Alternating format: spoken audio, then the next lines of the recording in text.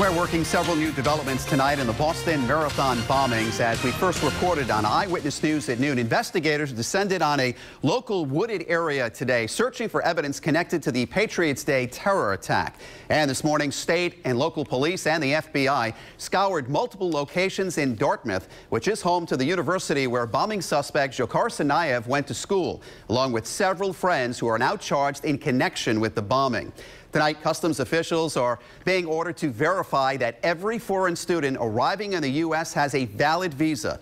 This after learning that two of the college friends accused of covering up evidence for Tsarnaev were allegedly in the U.S. on terminated visas.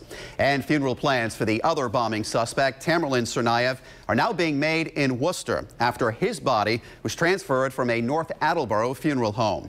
Meanwhile, the New York Times is reporting that Tamerlan Tsarnaev's widow, who's now living in North Kingstown, has stopped cooperating with investigators. Eyewitness News reporter Todd Wallace joins us now live from Dartmouth with local coverage. And federal investigators began their search at 7 o'clock this morning and were on the scene here for several hours. Investigators have been searching several locations in Dartmouth this morning, looking for evidence in connection with the Boston Marathon bombing. Meanwhile, a Rhode Island woman is still in the headlines of this investigation. CBS is reporting that DNA taken from Tamerlan Tsarnaev's widow, Catherine Russell, does not match DNA found in bomb fragments.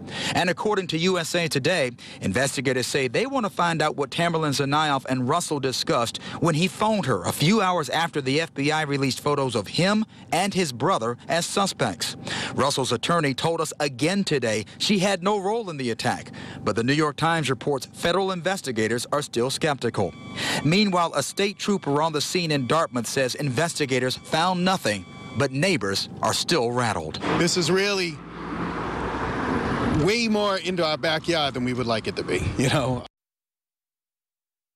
Dartmouth resident John Arruda, he actually called the FBI tip line just Wednesday night, and he suspects that may be the reason why they were here today. Coming up new at 6 o'clock, he says that call is all because of what he says he heard just before the Boston Marathon explosions, just days before that. We'll have that again for you at 6 o'clock. Live in Dartmouth with the Southeast Massachusetts Mobile Newsroom, Todd Wallace, Eyewitness News.